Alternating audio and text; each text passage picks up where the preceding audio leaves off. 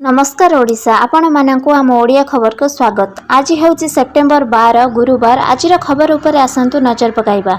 आपण मानकु मोर अनुरोध आपण माने आम चैनल को सब्सक्राइब एवं गोटे लाइक करिबा। जिल्लारू आम रुक्मणी पंडा कहूँ जे आमर दाबी रही 6 मास बकिया दरमा एकाउंट पे हो जाऊ आउ एकाउंट पे आमर सबु दिन जो स्थायी नियुक्ति करा जाऊ आउ एकाउंट पे करा जाऊ आउ आमर सीएलएफ गृह से भी आमर दाबी अच्छी आउ आमर दाबी अच्छी सीएलएफ रे जो वीआर फंड आमर 1,60,000 होईची ताकू 10 लाख को करा जाऊ।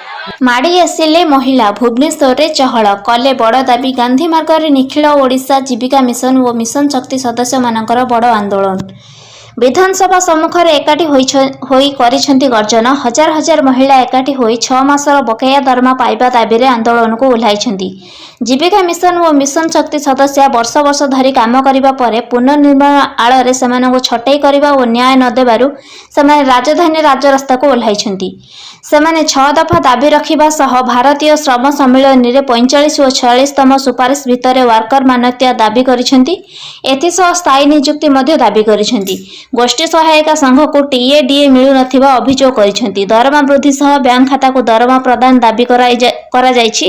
एथिसह स्थायी नियुक्ति सह आइडेंटिटी कार्ड देबा को मध्ये दाबी करा जायछि। सर्वनिम्न मजूरी ठारू कम टंका मिलुथवा अभियोग होईछि। मासको 30 दिन काम करी छुट्टी नाही। मिशन शक्ति जरिया रे काम करी दरमा मिलुनी बोली अभियोग करिसेंती। लेयर पीएमजी रे आंदोलनकारी विधानसभा आड़ को बढ़ुथिबा बेले पुलिस सेमानकु अटकाइबा को उद्यम करिछि।